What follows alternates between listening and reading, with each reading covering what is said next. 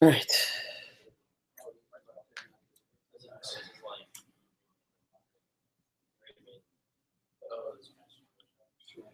All right.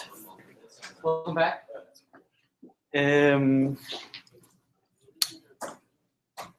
Sorry I missed.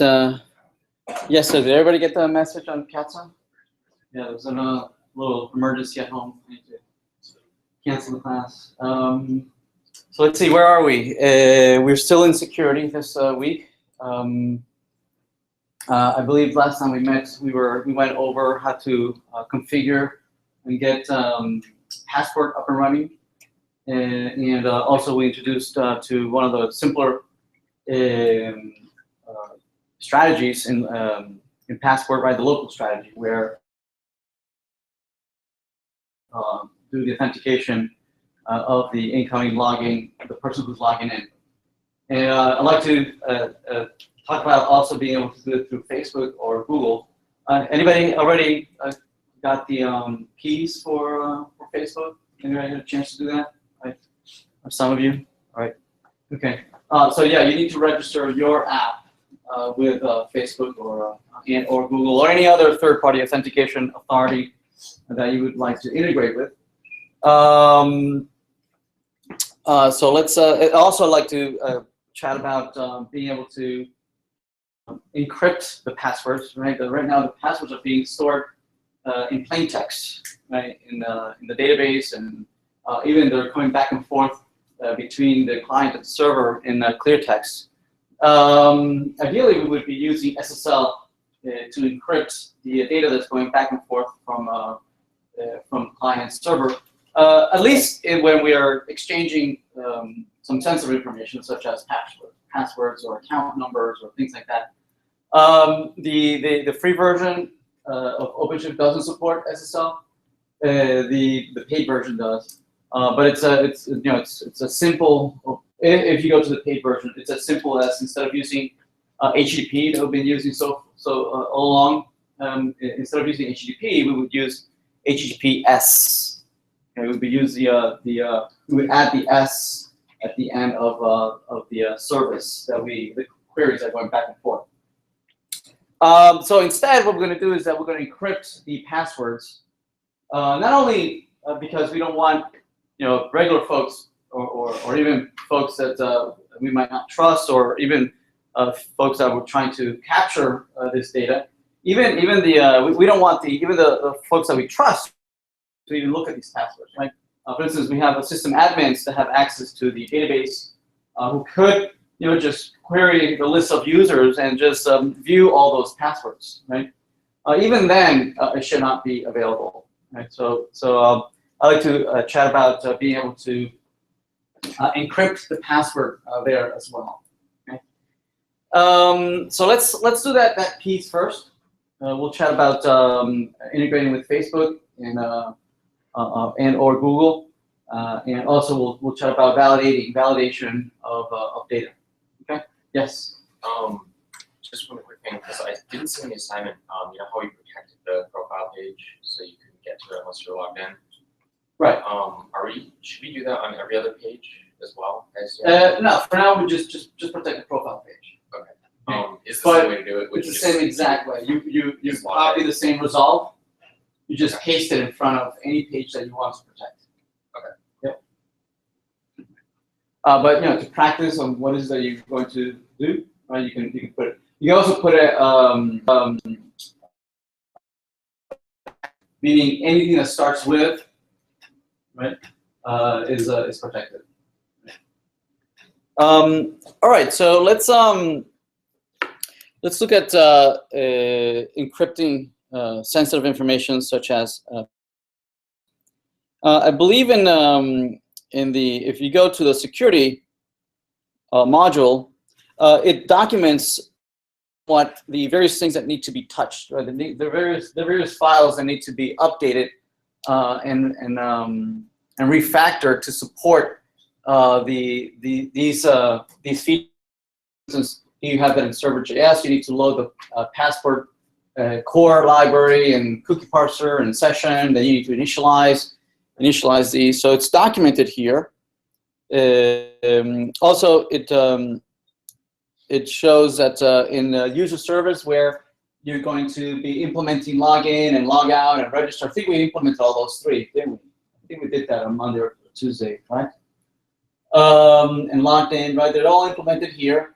And it also shows some implementation of how to configure the, how to refactor or implement the strategies, the local strategies for Passport, implement the serialize and deserialize. So it's all documented here, right? So you can see the code, logging in and log out. We did this already, right? It also goes into documenting using other strategies such as Google or Facebook. But before we go into that, let's encrypt passwords, right? So did we cover encryption? I don't believe we did last couple days. Okay, let's do that. So right now, the passwords are being stored in the database in clear text, right? If we go to the to Mongo and we show the databases, so we say show DBs. We say, and then we say show collections. We have the user there, and if we look at what's in there,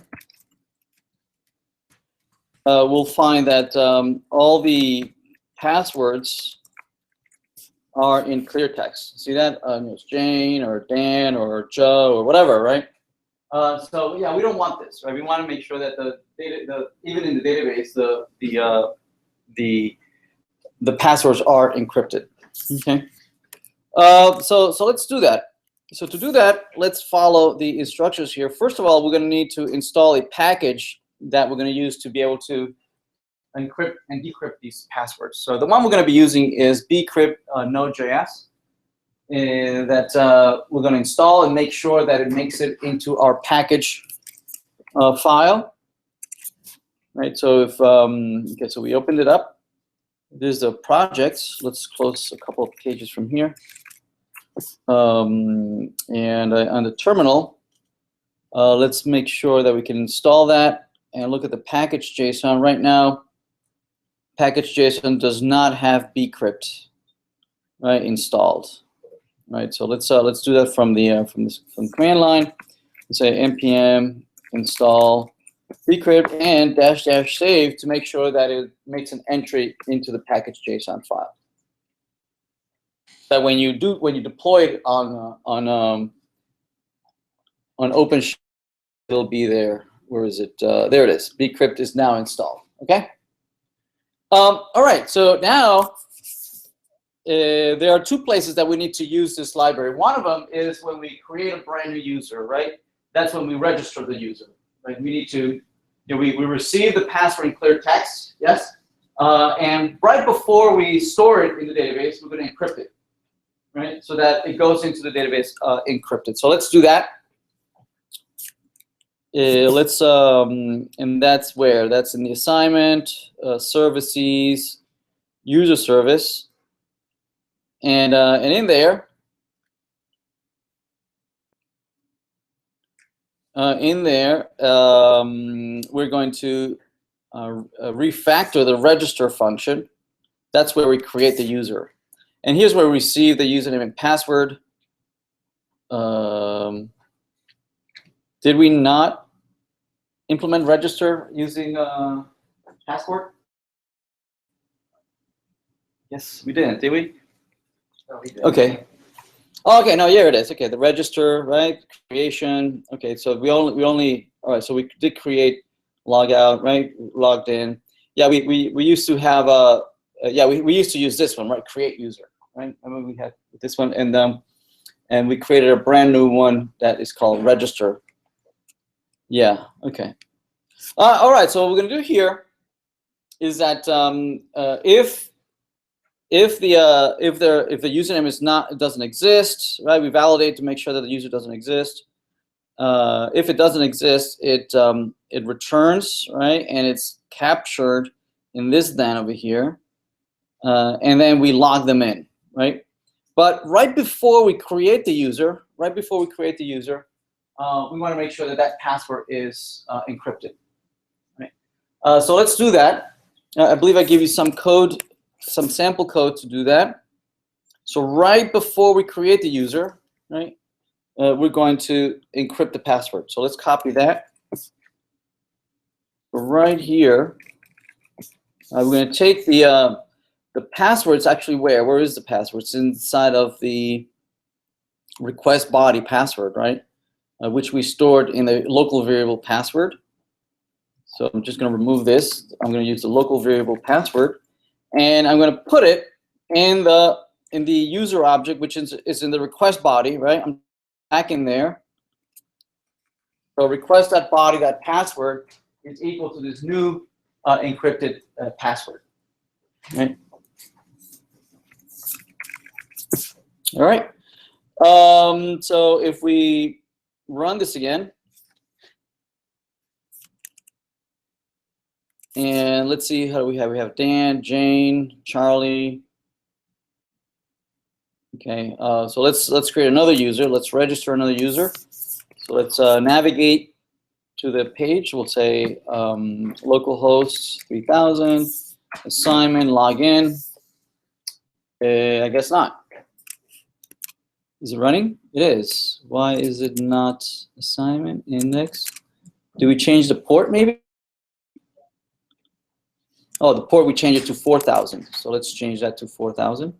I'll probably just change it so that we weren't colliding with something that was already running. So let me change it back to 3000. It's more convenient. Okay, let me refresh. All right, so we have login. We're going to register, and let's create a user called Mo. Right, and we're going to register.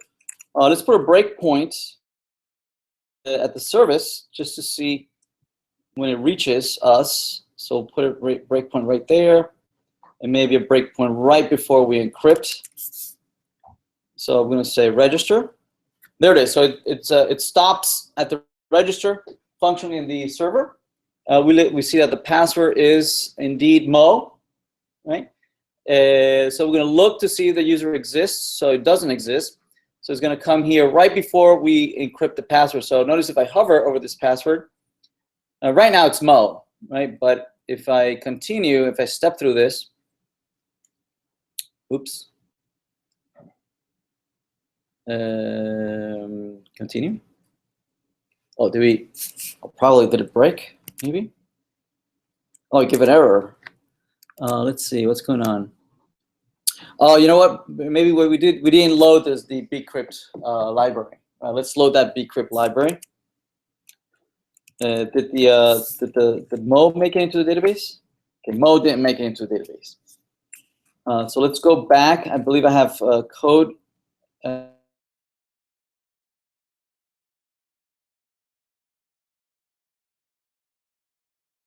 Let's load it. The library is called bcrypt node.js. So let me copy that. Top of this file, I'm going to load that library. I'm going to say var. I think we called it bcrypt locally. I'm going to say require bcrypt. Right? All right, let's try to do this again. Let's restart the server.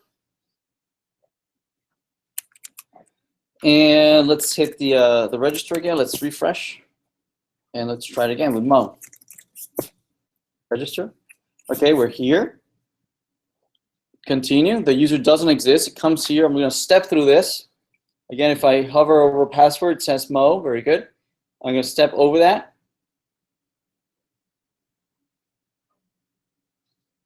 Maybe? Yes? No? It's taking a while. I guess we should have captured errors. Should have captured errors to see if It came back with errors. But a bcrypt hash my password. And password is no. What does it like? Bcrypt has did it make it in there? So Mo, okay, Mo made it in there. Though Mo did make it in there, but I must have gotten an error. Let me see. Oh no, it successfully continued to the profile. I didn't get any errors. I was expecting that I would be able to step through it.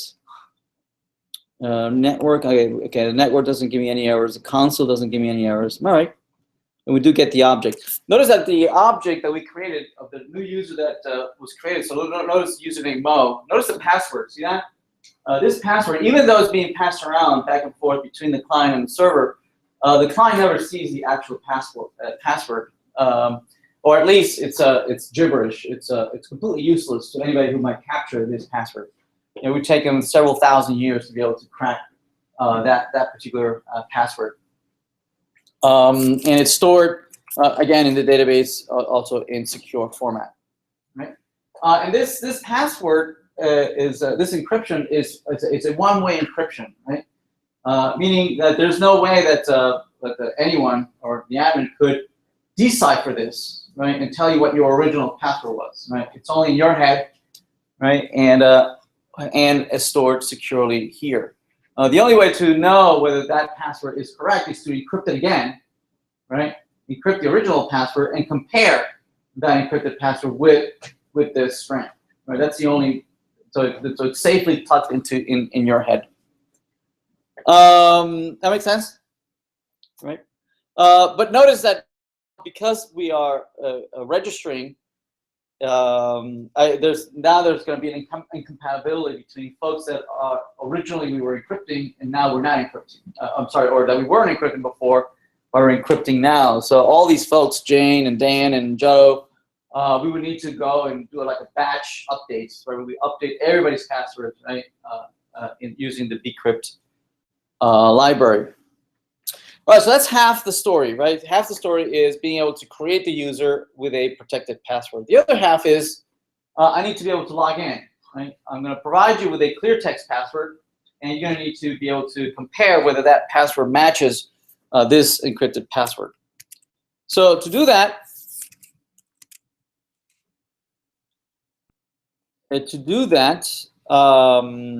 in the login, when you're logging in, where is the login? Let's see. The login happens where? It happens here, no?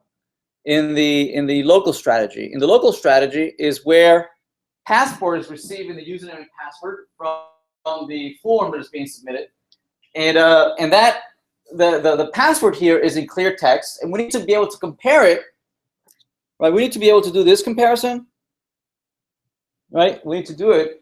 One is in clear text, but the other one is in encrypted, right? So one way to do it is to encrypt the password that's coming in, and then do a comparison.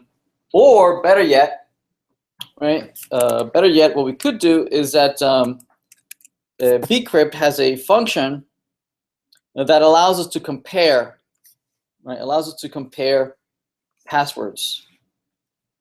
Right? What we'll do is that we will give it the clear text password, right, which will be encrypted and compared against the password that is already encrypted, right? And if it's true, right, if they're the same, it comes back as true, right? Otherwise, it'll come back as false. So let's use this. But notice that this comparison relies on already having a username object, right? I already have a username from the database, right? And I'm just going to compare the password to see if they're the same. Right, so to do that, I'm going to refactor this and use a find user by username instead of find by credentials. Meaning, I'm going to retrieve the user. Presumably, usernames are unique, so I'm still going to just retrieve just one user, right? Once I get the user, I have their encrypted password I can compare. Okay. So I'm going to refactor this so that instead of using find user by credentials, I'm going to use find user by username. right? So which takes only a username as an argument. All right. So this is going to retrieve the one user, and now we can do our comparisons. Okay, so if username is equal to username, obviously, right? And at the same time, if the passwords match, then we say that the user is good. Okay. Well, this is kind of redundant, right? Obviously, a user is user, right? We might say just if user, if there is a user, right? If there's a user, and the passwords match. Let me see the logic that I find. Yeah, if user, and then I'm going to compare the password that was passed in with the password of the record that is coming back. So I'm going to replace this and say I'm going to compare the password that you passed me. I'm going to encrypt it and compare it against the one that is already encrypted. Right? If it's good, I'll let you through. If not, I'm going to kick you out. So I'm going to put breakpoints here to see which way it goes. So I'm going to log out. So it goes back here. So we just created Mo. So let's try to log in with Mo. I'm going to say log in, and that puts me here in the local strategy. Right? I'm going to try and find the user by username. I'm going to continue. So continue, and let's see. Do we have a user? User is null. So Mo doesn't exist. What? Really? Mo doesn't exist? Yeah, Mo does exist. Why does it come back null? Why would you come back null?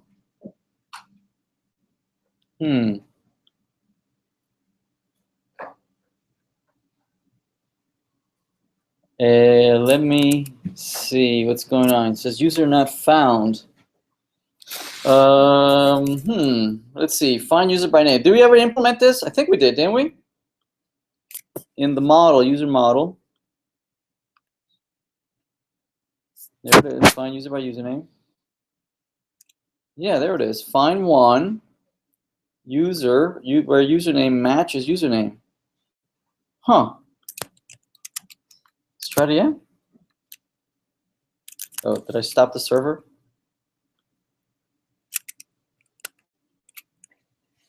Try that again. Mo. Log in. Username that comes in is Mo. Yeah. Password is also Mo. Let's continue. Okay, comes here. Find user by username. The username is Mo. Is that spelled correctly? Username. Find one. Okay.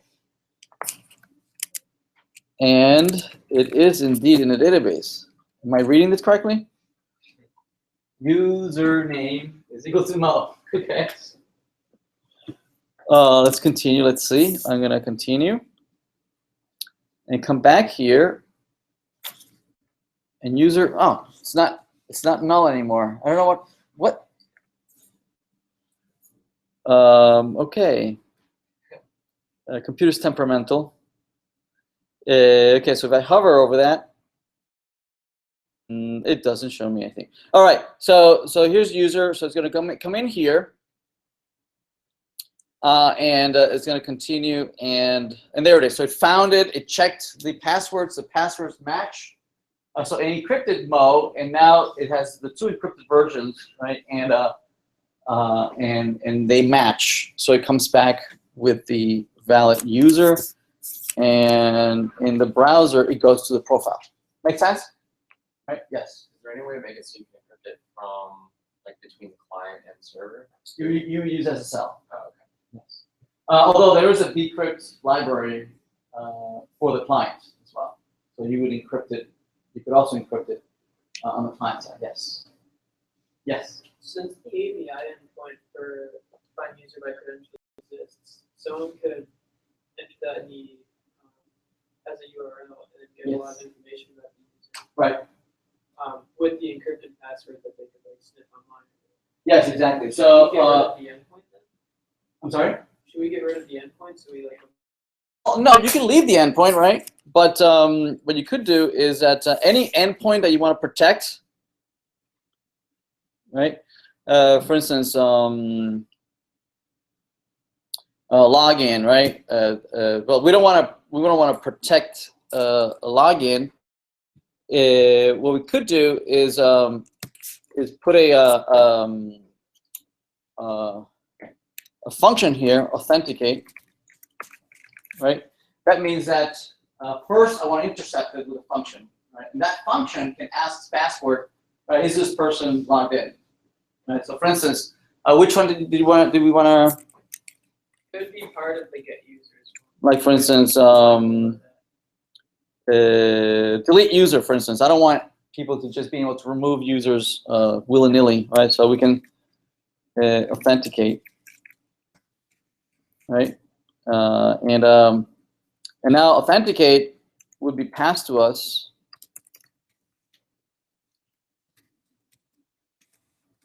with request and response, right? And here we could take a look at the incoming requests, right? We can say console log request.user, right?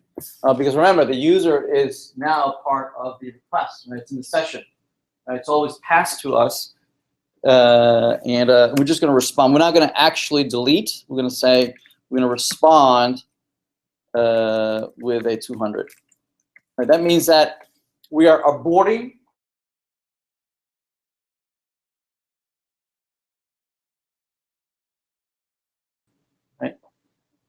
So let's see that if we restart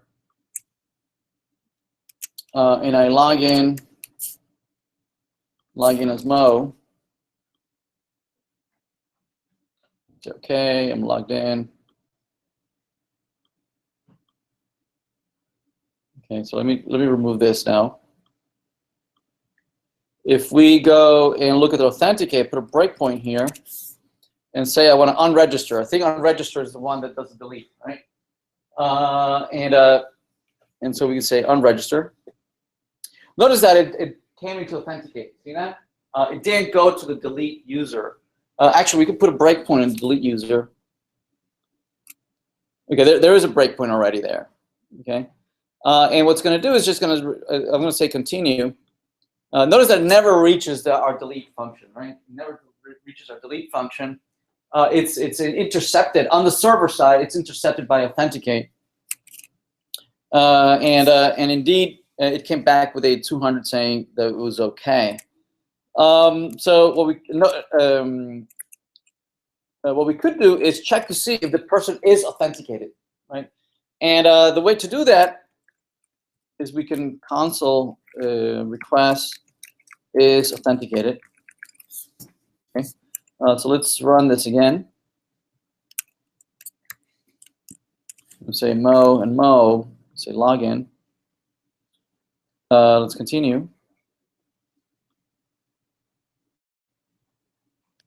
Did it stop here? Oh, I'm gonna delete. I'm gonna unregister. Okay, comes here, and let's continue. Okay, and the console. Oh, it's a function. I'm sorry. It's authenticated is a function.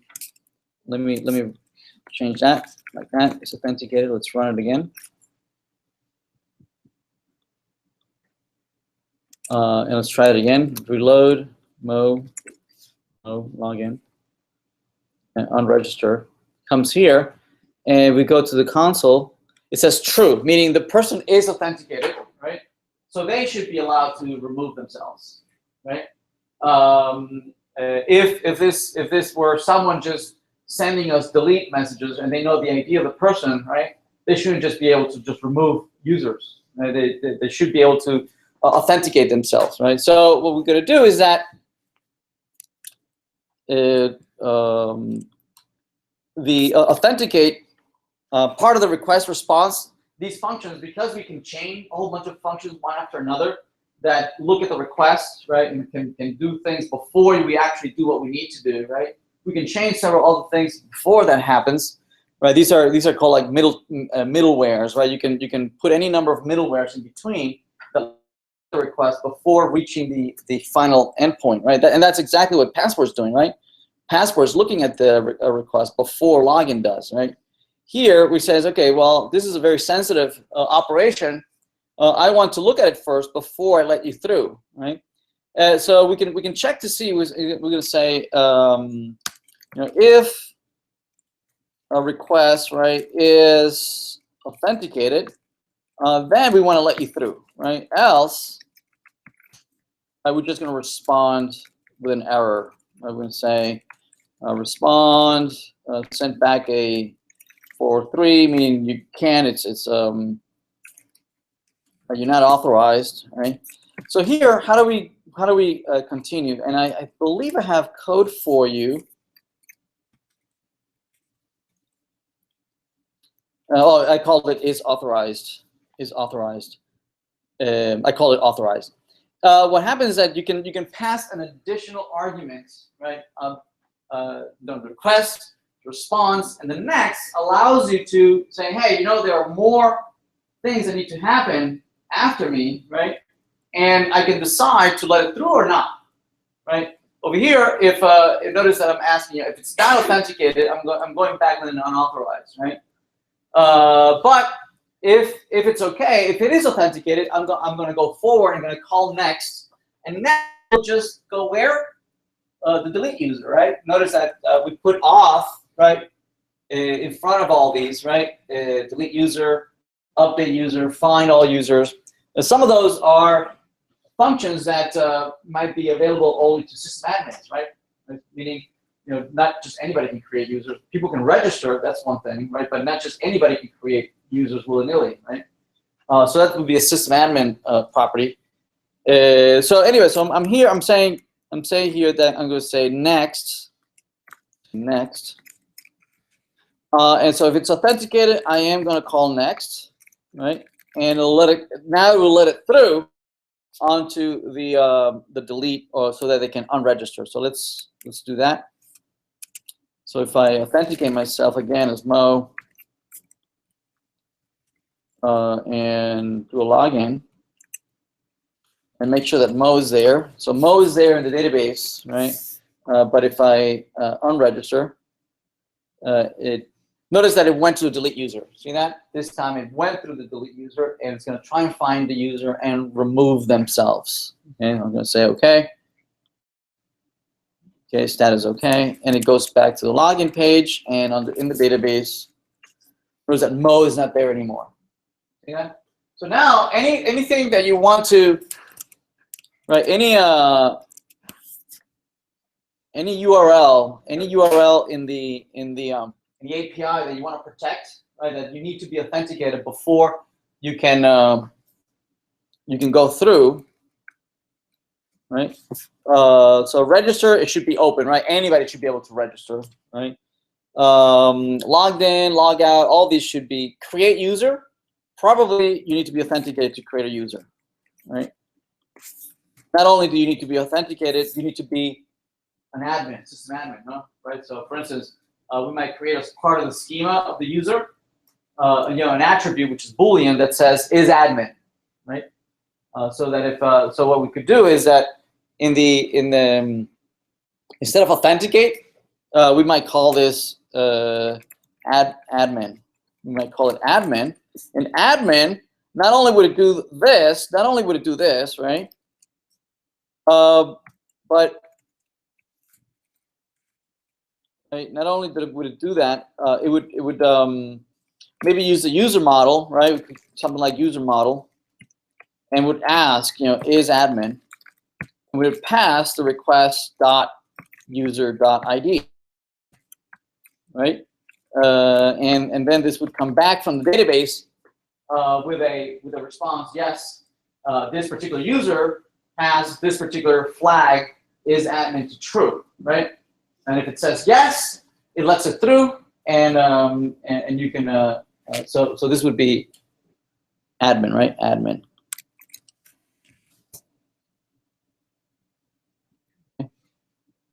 All right. Right, so that's just an example. That make sense? Yes?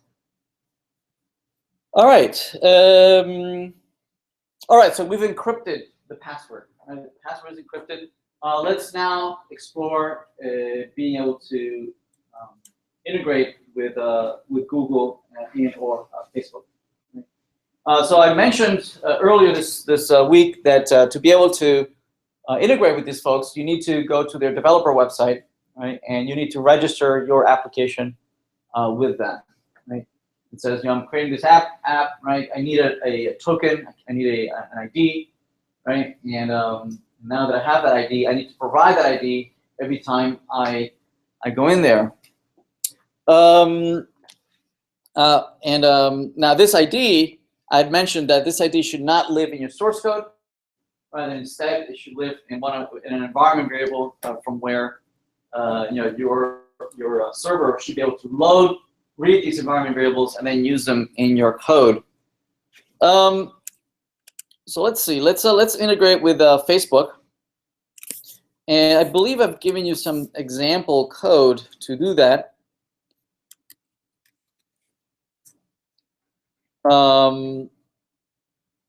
So we had installed the Passport local strategy, right, to be able to do our own authentication.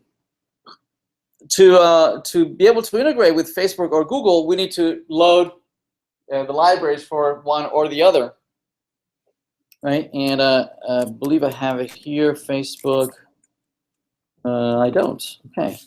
Maybe I have it in the assignment. I probably have it in the assignment. Security. Let's look at the assignments, and it's here.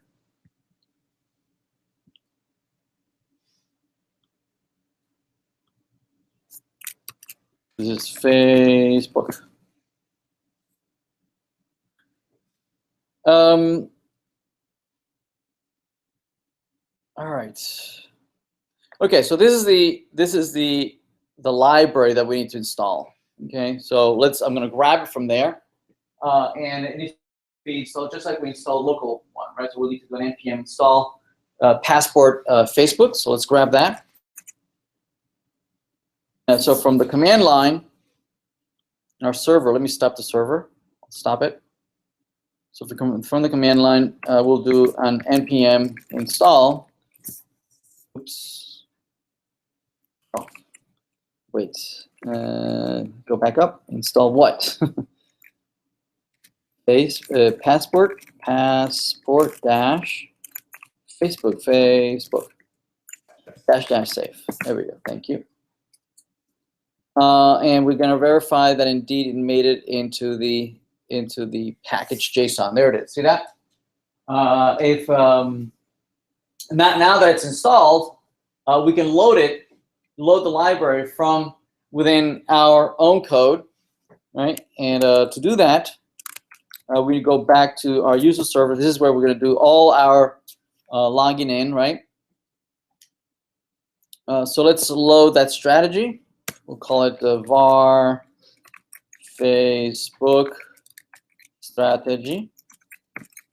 It will require, actually I think I have code for Facebook strategy. I'm just going to copy right here, right? Load it. All right, so that's the Facebook strategy that we're going to use, right?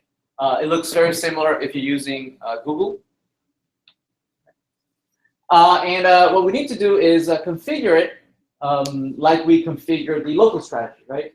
In the local strategy, we said, hey, this is the you need to call to validate the username and password, right? We also implemented the serialize and deserialize, right? Here, instead, what we need to do is we have to configure where, you know, what are the client IDs and the token and the secret that Facebook gave us when we registered the application with Facebook, right? Facebook's going to give us 2 pieces of information, and we're going to have to provide that information to Facebook every time we want to authenticate with them. Okay. The third thing that we need to pass around is also how does Facebook is going to notify us back, saying that we have successfully authenticated. Right? We need to provide those 3 things. So to load those 3 things, we're going to load them from the command from the environment variable, and presumably these three variables already exist in your environment. If not, you'll need to create them, right? Either Mac or PC, right? You'll need to create an environment variable. Names, that doesn't matter. They don't have to be exactly these names, right? But this is a very, very common naming convention. Facebook, client ID, client secret. So these two Facebook gives you. This one, you decide where is it that you want Facebook to come back and tell you, right, that it's successful. Meaning, your server needs to listen for this URL coming back. Just like it currently listens to many other URLs, right? Right now, your server listens for incoming URLs, API user, API logout, API logged in. We could decide that we want Facebook to come back to us and notify us at, something like API/Facebook, okay, or authentication Facebook, right? And then we're going to handle that at Facebook auth or something. Where does Facebook config go? I'm sorry? Where do you put Facebook? I didn't. I didn't do that yet. So actually, I don't know if this URL is what I have configured. Actually, let me see. That's what it is. I'm sorry? Is that what it is? Oh, okay. Wait. How do you know? Reading, Is that what I said yeah. in there? CH4. Oh. Okay. Yes, definitely. Higher. Higher. Okay, yeah, there, thank you. Oh, callback, I think. There's two versions. Well, actually, there's two, right? There's two. One of them, this one over here. So, all right, so there's two callbacks that we need to look at, right? We're going to have the page here, our page that we write, our login page, right? We're going to add a button, right, that is going to go to our server and map. I believe it's mapped to /apps/auth/Facebook, right? So this one is /auth/Facebook. Okay, and it's going to be handled by the Facebook strategy, right? That Facebook strategy is going to redirect the user. It's going to send a redirect to the user so that the user is going to navigate to Facebook's login, right? Where they're going to log in with Facebook. Right? They're going to provide Facebook's username, Facebook's password, right? Now, this URL over here, this URL is going to include these three pieces of information, right? The client ID, the client secret, and the callback. Okay. So this URL is going to go out, and in the query string, it's going to provide the client ID, right? The client secret, right? And the callback. The callback is going to be we're going to use as a callback. See right there, it says auth Facebook callback. See that? That URL, we're going to pass it. We say auth Facebook callback. We're going to pass it to Facebook. That's how Facebook's going to know, right, how to come back to us. Right? It's going to take the domain, the domain that comes in this URL, right? mydomain.com, right? It's going to do a mydomain.com / and then it's going to do this callback. And it's going to say auth Facebook callback. And we better have here, it's waiting for that incoming request, right there, listening, right here. We're listening for that incoming request from Facebook, and Facebook is going to pass as part of that request. It's going to pass us saying that yes, we were successfully logged in, or no, we weren't successfully logged in. And if it's successful, we're going to redirect the user to their profile page. If it wasn't successful, we're going to redirect them back to the login page. Okay. So let's configure this. Let's configure. First, let's load the configuration. So you're gonna grab that and add it here.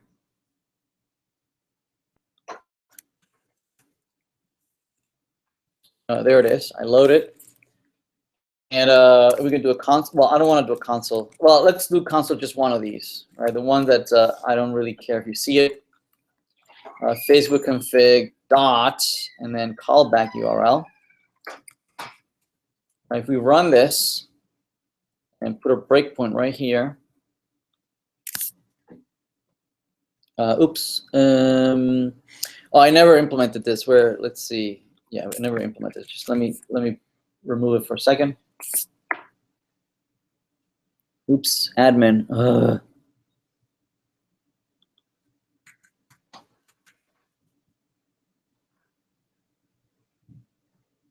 Okay, notice that it printed it out. See that?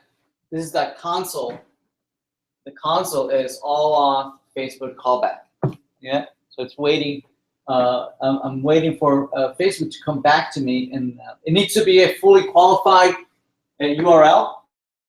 A relative URL, it has to be a full URL, so it includes the IP address and the port that I'm listening at. Okay, it needs to include all that. These are the two. I'm not going to print out. These are, tokens given to me by Facebook. Unfortunately, if I hover over them, it displays the values.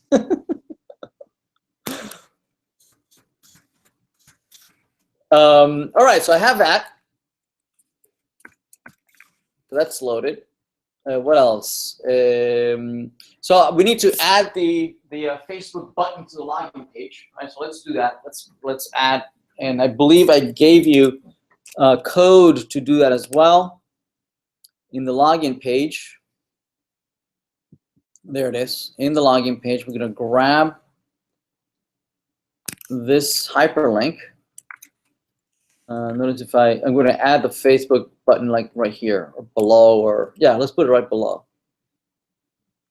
So if we go to the login page, assignments, views, user login view. All right, so right below the registration page, we're going to add this new hyperlink. Right, and let's see what, how does it render? Okay, notice Facebook, right? Notice that it has the icon. That icon is from Font Awesome. Okay, Font Awesome is the icon library I mentioned a couple of days ago, right?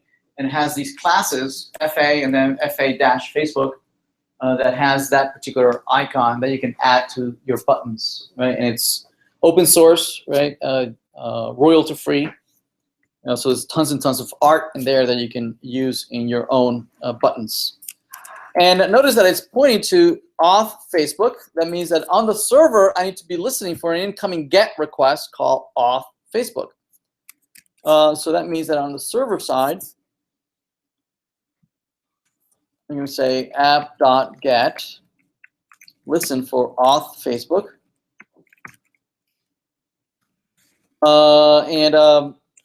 And what's going to happen, what I really want to do is says, hey, I don't want to handle it. I want Passport Facebook to handle this. Right? So to do that, I gave you some code to do that as well. Where is it?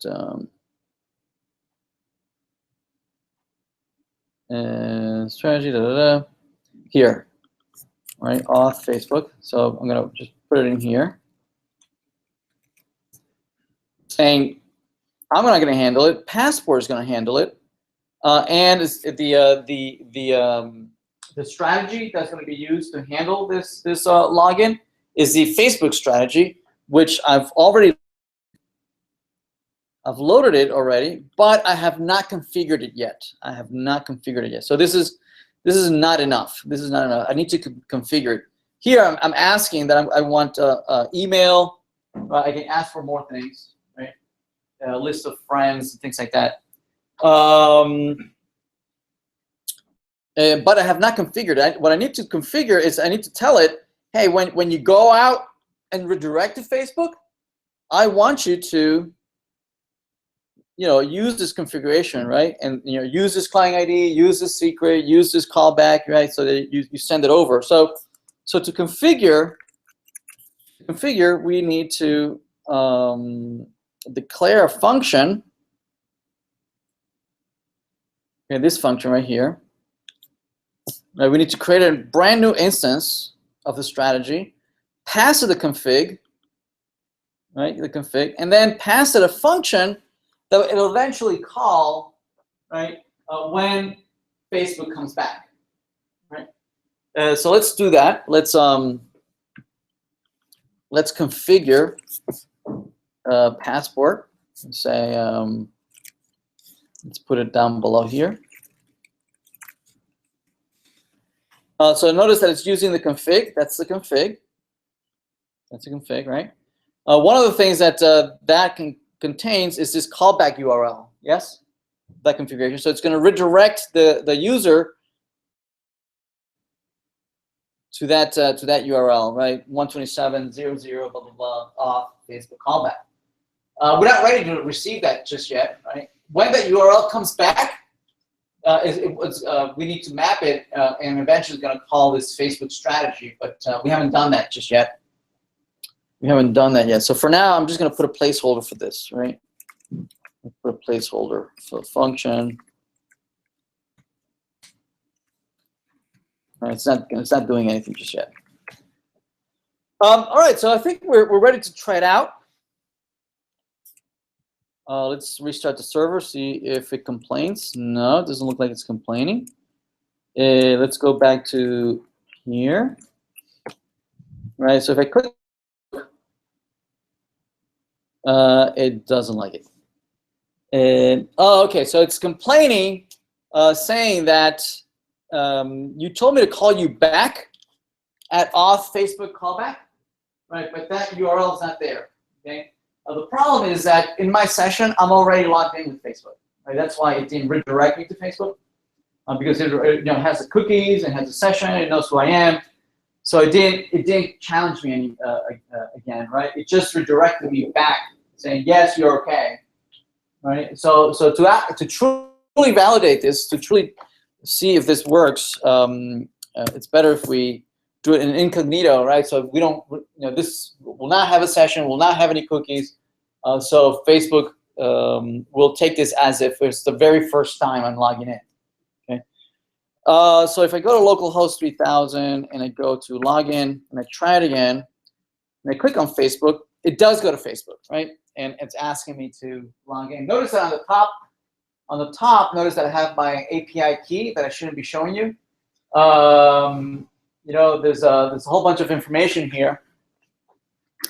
And part of this information is the callback URL somewhere embedded in here.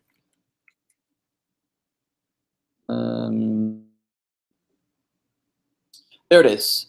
There it is. The cancel URL, the callback URL, callback error denied. Wait a minute.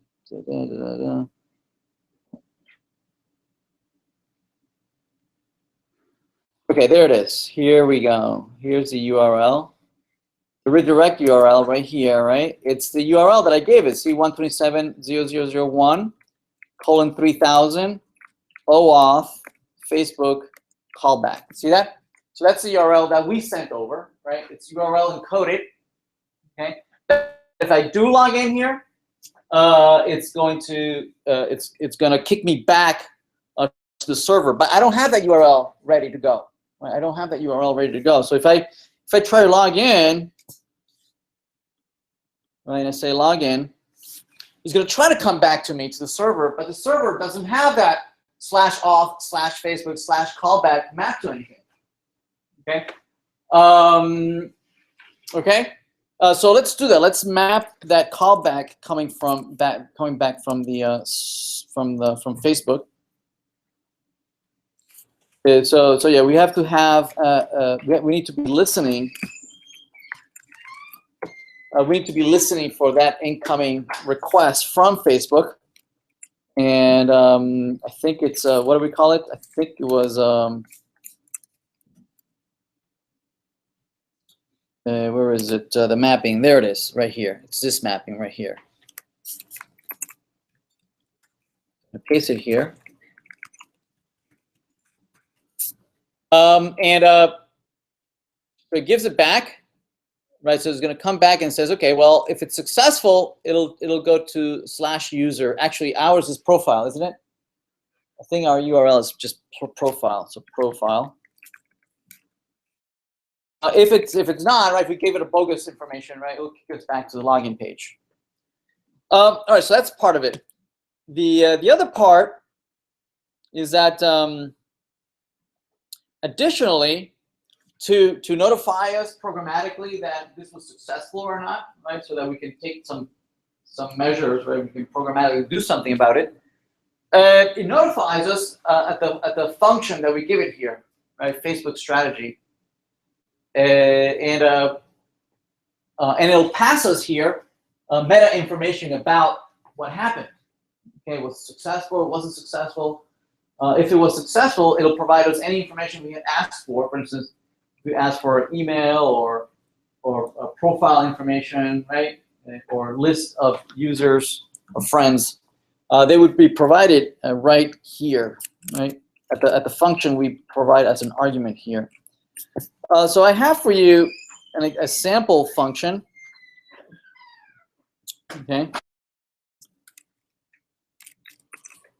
Sample function right here. These are the things that are passed to you, right? Token, refresh token, profile, done. So this is also another middle tier, right? It gives you a token. This is a unique token that is valid, right? As long as the session is valid, okay? And you can use this token next time to be able to log in, without having to provide a username and password. It also provides profile. This is profile information, maybe your first name, last name, things, metadata about you. So we could do a console log profile. So if we restart this and we try to log in again, with an incognito. So if we try, so we can put this on the right hand side, and we can see what.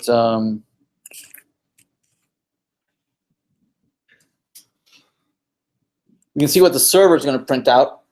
Right. So if I say Facebook, it takes me to Facebook. Notice that it came back already with some information. Right, notice that it came back. This is my ID. This is how Facebook uniquely identifies me, right? And the display name. That's all it gave me. Display name. Apparently, I did not give it permission to give, family name or given name or middle name or anything like that, gender or profile URL. For that, we can ask for different things. In the scope, see this scope over here? This scope allows you to configure the things that your server, that your application would like to know. What are the things I'm asking for? What kind of information am I asking Facebook? Okay, so notice that we went here. We went into this profile. It displayed the profile, but we never said response. See that? So the client is still waiting for a response, right? So we never continued. To continue, we would say done, right? And add the current user in the session in here. So let's stop this. Let's stop the server, and so. What we could do is we can say done. Well, what do you mean done? Let's see. We need to maintain a cache representation of this user in our database, right? In our database. But this is a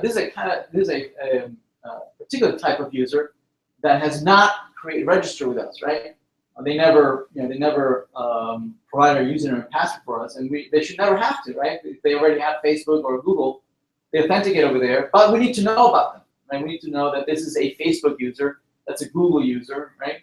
And so to see if that user exists in the database. If the user exists in the database, we would like for them to be the currently logged in user, right? We would need to notify passport of such, right? For instance, we would need to do something like, null, there was no error, and here's a user. But what user? What user is this? This is a user that would be in the database, right? If they exist, but they don't currently exist. They don't currently exist in our database, right? So what do we do? Well, what we could do is notice that we have this identifier, this unique identifier, this Facebook identifier, and we could use that to uniquely identify the users. If they exist, then we retrieve them, right? That the object that represents that user, and then we have that user. If they don't exist, we're just gonna put them in the database, right? There's no validation. It's Facebook saying that it's okay, right? We're not. Who are we to question Facebook? So what we're going to do is that we're going to check to see if this user already exists, right, with this ID. For that, we need to extend the schema a little bit, right? Because currently the schema just has underscore ID, right? It has a username, password. Those are fields that we need when we're registering users ourselves. Yes. But if they're registering using Facebook or Google, we need to do a little bit more. So let's go to the schema, the user schema, and here's user schema. And what we could do is create here a section, a part of the section of this schema that is dedicated for Facebook, right? So for instance, in here we might say Facebook, and in there we could store a whole object for Facebook, right? We can store Facebook's ID, which I'm going to use a string. What else? What else is Facebook giving me? It's not giving me much, is it? Display name. So so just these two, the ID and the display name. So let's grab the display name. And if it's Facebook, I'm going to store the display name also a string. Okay. If it's a Google user, I might have a separate section for the Google user. There's also an ID and other things that I might have for the Google user. Yes. If it's Twitter, if it's any other third-party authentication, you would have one section per type of user. Okay. All right. So what can we do here? So what we can do here is that we have the ID. We have the ID right here in the profile, right? So we can say, var ID is profile ID. We can check to see if that user is already in the system. So we could do something like user model dot find Facebook user and user, and we pass the ID. Let's see if the user is already there, right? So we could say here then, right? And this comes back with a user. And here we can ask ourselves, is the user null or not, right? If it's null, then we'll create the user, right? If it's not null, then we're not going to do anything. That is the currently logged in user, right? So if there is a user, if there's already a user, right, we're going to make this user the currently logged in user. We're going to say, very much like what we did with the database, our local strategy, right? If we have a user, we're going to make them the current user, right? We're going to call done and say that is So similarly, we're going to do something like that. If there is a user, then that is the current user, so no error, and that is the current user. Otherwise, right? If there is no user, then there must be. I need to cache that user object in there, and the data. We can say that var. We can say what? Let's see. We can say create user, I guess, right? User model. Dot. Do we have a create user? I think we do, right? We have a create user. Right? Create user. That takes as argument what? Let's see. I don't remember what the model says. Create user. Right? Takes a user object. Okay. So it takes this user. If it doesn't exist, I'll create a brand new user object. So it's a var user. Will be what? Let's see. The Facebook portion of this. The Facebook portion of this will be what? The ID is the ID. I'm going to store that. That's profile.id. And the other thing that I have for them is a display name. Display name will be whatever the profile says, right? So profile display name. What else should I store in here for the object, user object? Notice that I think we have several places in our logic that search the user by username. Okay. So what we might want to do is to use the display name that Facebook gives us. Use that as a username, maybe. I don't know. Obviously, what if you have a username in Facebook and you have exactly the same username on Gmail, right, or on Google, right? So there would need to be some kind of validation, to see if that particular username is already taken, right? So that makes it somewhat challenging when you want to consolidate, several accounts, but it's the same person, right? Have an iTunes account and have a Google account and have a Facebook account, and how do you consolidate that, right? And say, oh, it's the same person, right? So for now, we're going to do something simple and say that the username for this particular person, I'm going to take the name. Notice that the profile name has a space in there, has a space. So what I might want to do is maybe remove spaces from the username. I'll say something like, replace all spaces with empty string.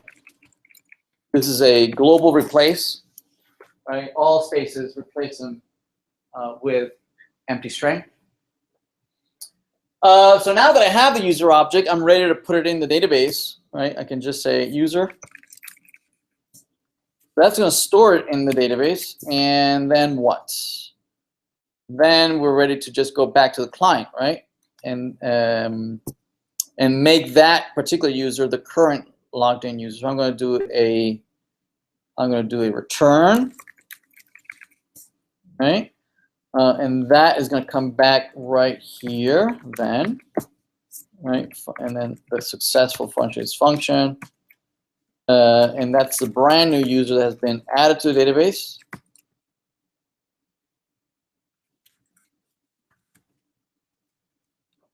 Oh, sorry. Obviously, I would have the error side of this.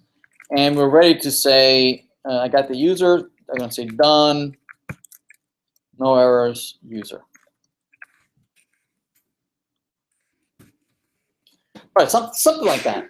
Something like that. So let me put a breakpoints over this because right, make sure that this works. So if I restart this, and I try to log in again, let's look at our databases, right? Database of users. Right now, I just have Charlie, Joe, Dan, and Jane. Yes. So let's now that the server's running, let's try to navigate to the website and try to log in using Facebook. We're going to log in. We're going to go to Facebook. Facebook remembers us, comes back, and says, okay, do we have an ID?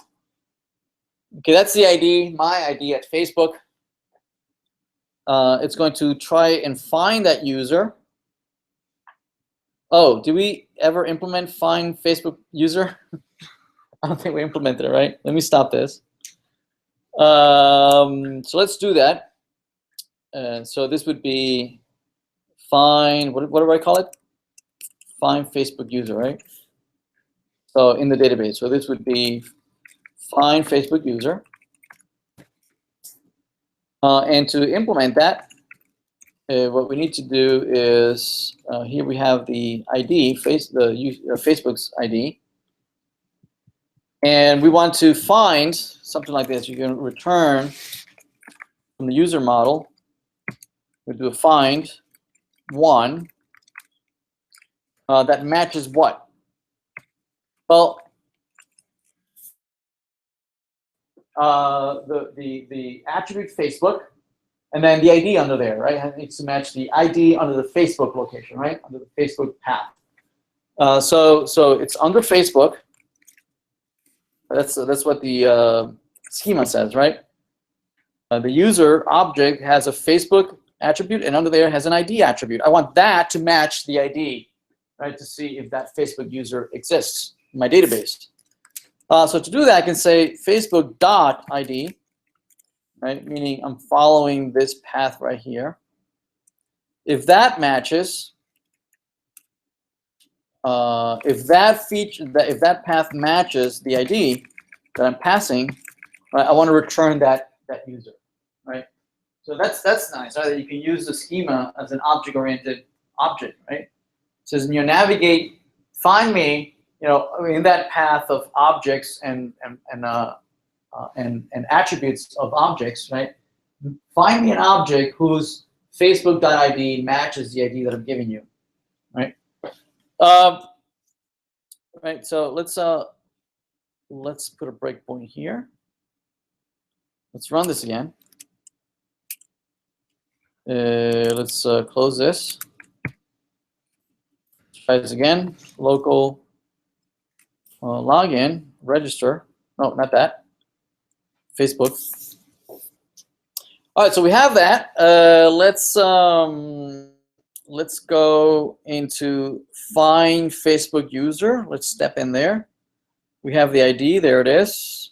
So it's not going to it's going to return null, right? There is no user that has that Facebook. I don't believe so, right? No, that's all we have, right? There's no Facebook users here. So meanwhile, this is going to come back with user. This should be null. So let's continue. So if I hover over a user, it's null, right? Correct. It's null. So if there's a user, that would be the logged in user. If not, it's going to come in here. I'll continue. It's going to create a user object, username. The profile display name right now is just Jose space Annunziato. If we continue here, it creates a user object that has a name. Can I know why I want to display it? All right, so it's going to create the user. It's going to come back here saying that user is the current user. So okay, the user object exists. There it is. Presumably, it made it into the database.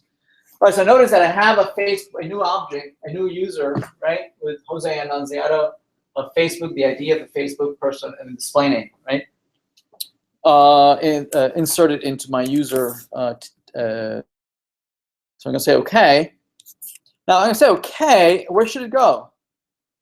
Right? It should have gone to the profile page, right? Should have gone to the profile page, but something went wrong. It says user service server. Yes, line 73. Let's see, line 73. Oh, what's this? What is this? Facebook? Oh, I think we were just playing around with this, right? From before. Just from before, we were just fooling around. Anyway, that user now exists. Yes, that user now exists. If I try to do this again, right, I clear that, and I try to log in with Facebook again, we're going to take a different path, right?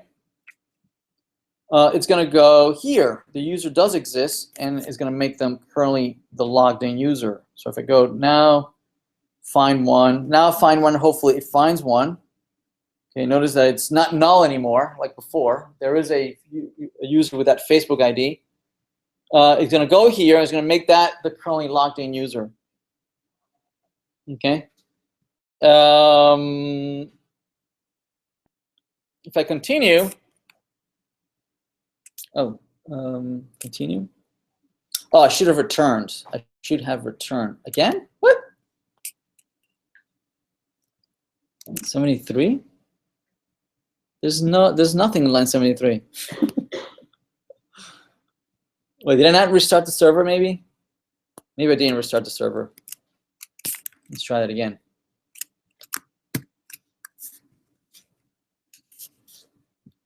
Facebook. Go on. Finds it. Goes here. I should return. I'm not returning. Do I have a user object here? Oh, it's undefined. Yeah, no. Let me stop that. This done right here. Done. Where's it done? This one. Just return. Actually, right here, we could send that user as a currently logged in user, right? We can respond right here, saying that that user is the currently logged in. Let me restart. Okay.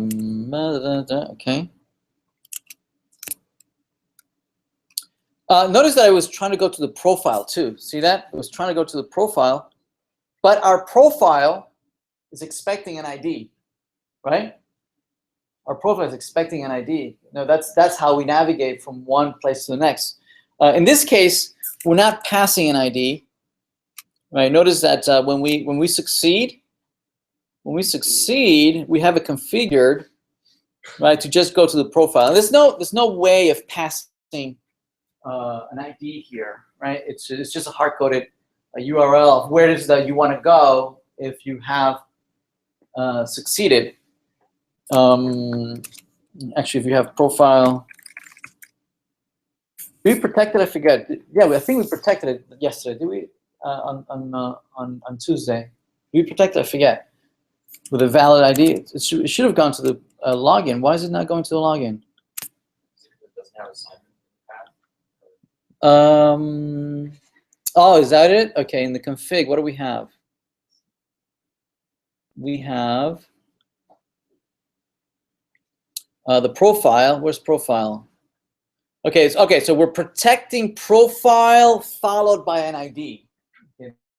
Are protecting. But we're not protecting something that just says plain old profile. You know, something like like this. Right, let me just copy this. We're not protecting this. It's plain old profile. Okay, and we should be able to support both. Okay, one of them, this one, profile, should use the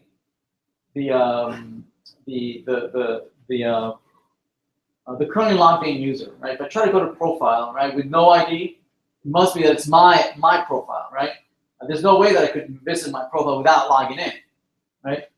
So if this fails without logging in, it's okay. You shouldn't be able to see the profile unless you're logged in, right? The other one we're going to leave there too. We're going to leave this one also, right? And these should behave differently, right? One of them is I'm looking at my own profile. So whose ID is it? Well, my ID, right? The currently logged in user's ID, obviously. Whereas the other one, profile/ID, that we could use for other things, such as visiting someone else's profile. See that? Right? So if I don't have an ID, then it must be my profile.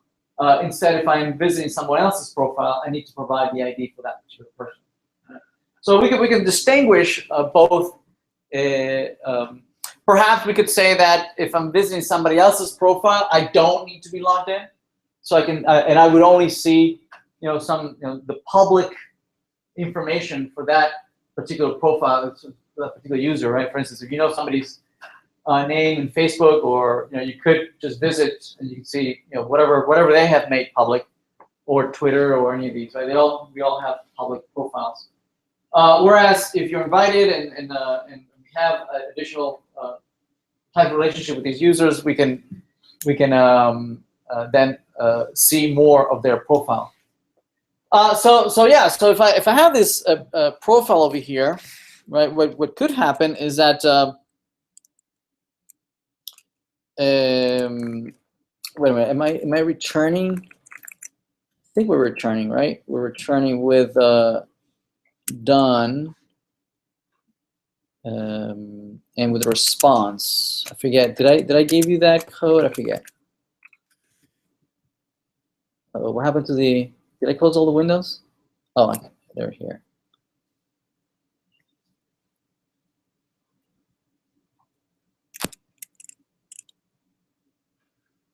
Bcrypt. Okay.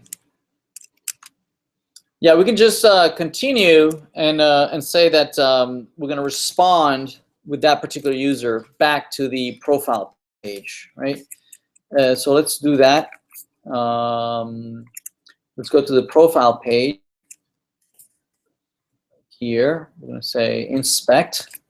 So we can look at the network backwards and forwards as it's going. And we're going to go to, let's go to the login. Wait, why is it not showing assignment? Slash. 4,000. Did we not change it? Wait, is it running? Are we running?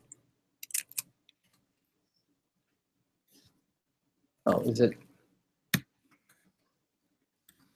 Simon index login? Okay. Facebook. And it's gonna go here, gonna continue.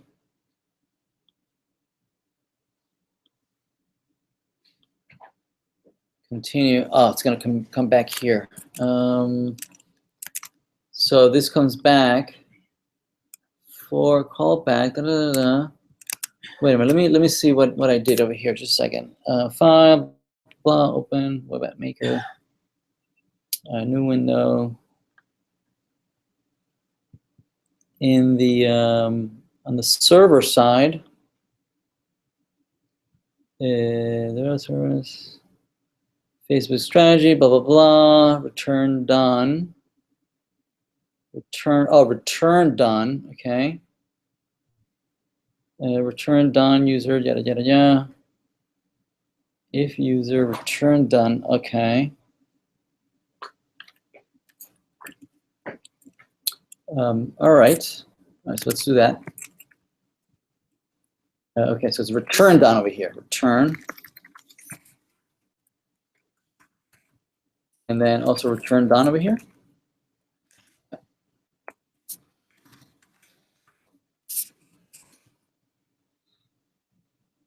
Okay. So let's go back here and go back to the login in. Facebook. I'm gonna put remove one of these breakpoints.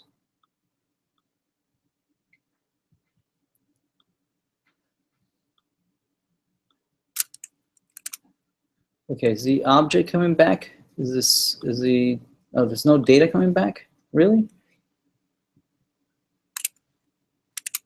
Did I restart the server? I always forget to restart the server.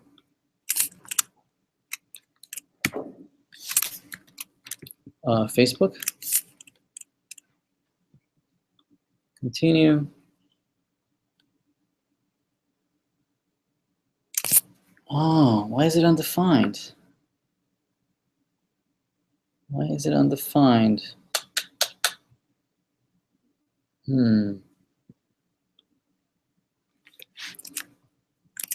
So even before, is it undefined?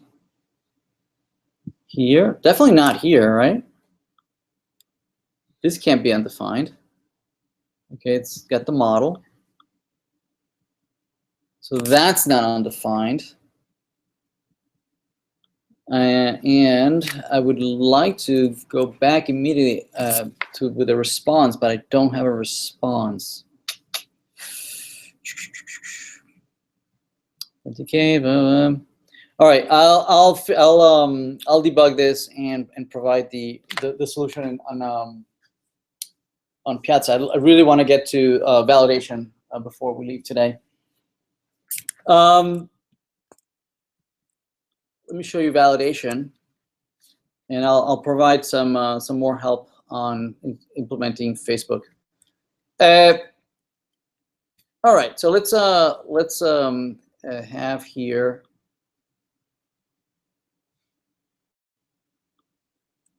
All right, so we want to be able to, in validation, is that we want to make sure that we validate as early as possible and as often as possible, right?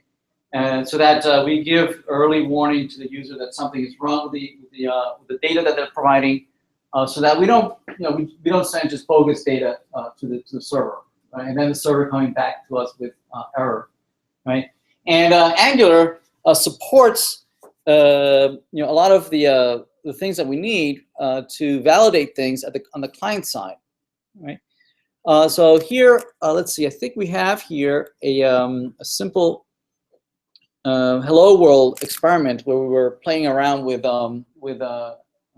directives, right? So let's create in those experiments. Let's create another experiment here that we can play around with validation. And so let's do H2 validation.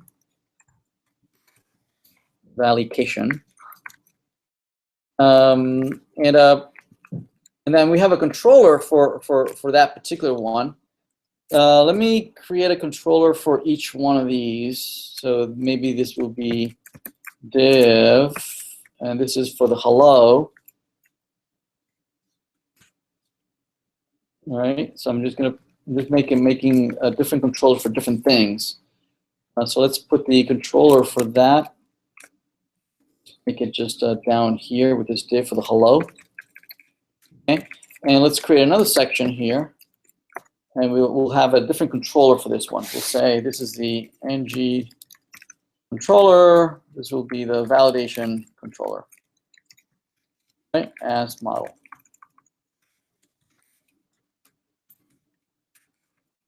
Okay.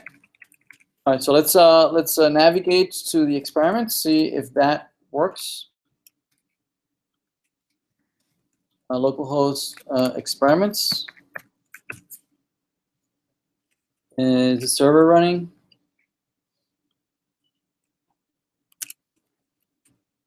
Experiments. I'm going to inspect just to see what's going on the code side. All right, so there's several things that we can validate, right? But one of the things is that most common things is that we are requiring certain pieces of data, and if you submit this form without that piece of data, we are going to complain.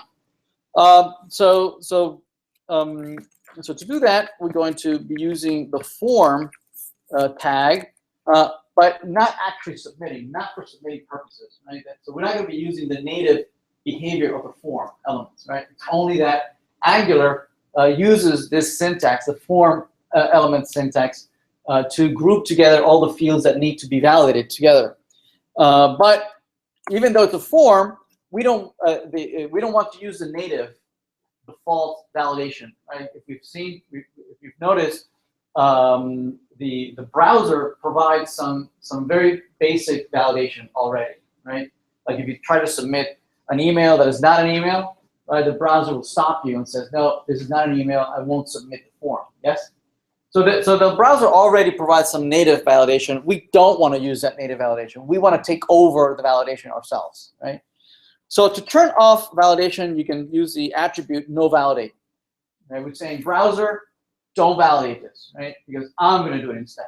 right? I'll be responsible for validating. So once that we can give the form a name, right? We can call it my form, and this form, the name of that form will be used by the Angular framework, right, to refer to anything that is wrong with that form, right? If the whole form is valid, or it's invalid, or there's something wrong with any metadata about the form will be tied to that name. Okay. Actually, if we put a my form here, right, an object right underneath, and we refresh. Right now, it's not tied to anything, right? Actually, it's giving us an error. What's it saying? Oh, I never declared the controller. This controller I never declared, so let's declare that. Let's go to app.js and declare it right here. Let's say that controller. Right, and implement it down here, function, validation controller, right? So let's refresh that.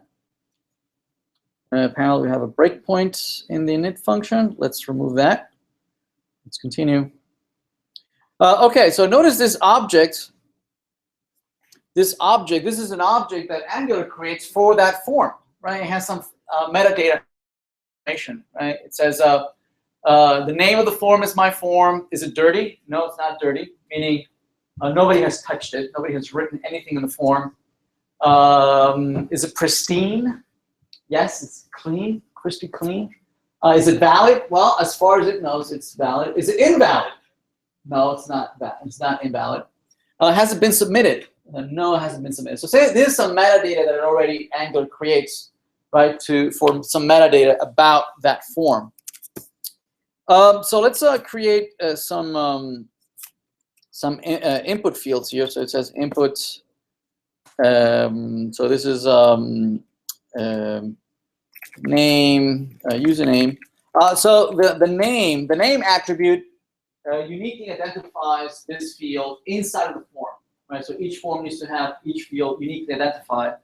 This name would be used for creating the URL, right, or the JSON object that goes out to the server, right?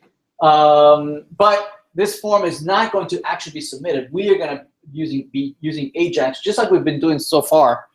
We're only adding form here. We're only adding form tag so that we can, enlist Angular's validation mechanism. Okay, not that we're going to ever actually submit this, right? So there's a username. We're going to tie it to an ng model username. And we're going to paint it, maybe. We're going to say class form control, although I don't know if we have, oh yes, we do. Form control, yeah. And we're going to say reload. Okay. So now it expands, right? And it says that it knows a couple of things about these things, right? It sees that it has a field under that form called username. And again, not only is the form, but I have metadata about the form, I also have metadata for every single field in my form, right? So it tracks each one of these fields. It says that the field itself is pristine. It's not dirty. It's valid. It's not invalid, right? The name is username. Okay? Right. Okay. If you hover over the HTML in the form, okay, notice that the form is decorated with some classes. See that? Look at that. Class, ng-pristine. We didn't add that, right? Angular added that. And it also adds ng-valid. See that? So those are classes, right, that Angular adds to the form and to individual fields, right, dynamically as you interact with the form. Those classes can be used, right, to style the form, based on these classes, right? For instance, you might tell a valid form as green, and you might style an invalid form as red. Okay, the background color. So as you type and it's validated as you're interacting with the form, those classes will change back and forth between ng valid or ng invalid, right? So for instance, so what would it mean to be something invalid? What would it mean something invalid? So for instance, one of the things that we could do is that age, for instance, or I'm sorry, the name of a field maybe could be age, right? And we might say that it has it's a number. Its type is a number, right? We might say that it has a minimum of 0 and it has a maximum of 200 years. Okay, and the model is tied to the age. Okay, all right. So if I reload that and I hover over each one of the fields, notice that they all have classes associated, right? That we could use to style this, right? We could say, notice that the input field, it says untouched, it's pristine, it's valid. What about the age? Valid max, valid min, right? NG, it's all valid, right? But you know, as I type this information, right, and I put 2, it's still valid, right? It's still valid. But say I type something, you know, inadvertently that is invalid, right? Notice that the class for that input field changed from ng valid to ng invalid, right? So we could use this information, right, to highlight things, right? We could say, for instance, that in a style sheet, do we have a style sheet? We don't have a style sheet. So we could create a sample style sheet here. Style.css. We could say,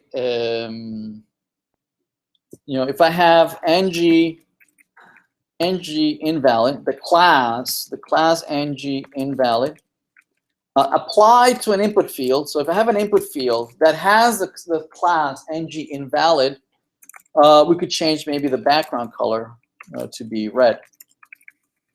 Okay. So if I refresh this, right, and I start typing again, everything's okay until it doesn't work. What? Oh, I never linked it. Okay. Freaking computers. Can't you tell? That's what I meant. So this is styles, right? Oh no, style. So okay, there it is, right? So if I go above the maximum, whatnot, right, it would highlight, or maybe you could do the border, or you could do something else, right?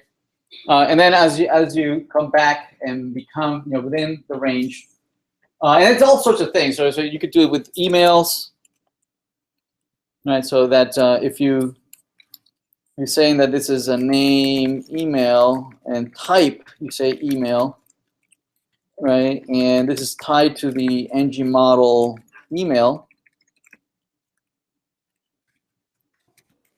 Same thing, right? So that if you start typing, right, all from the beginning it's invalid because it doesn't have the @ sign, right? And once it has the @ sign, and then you can start. Now that it has a domain, then it's valid, right?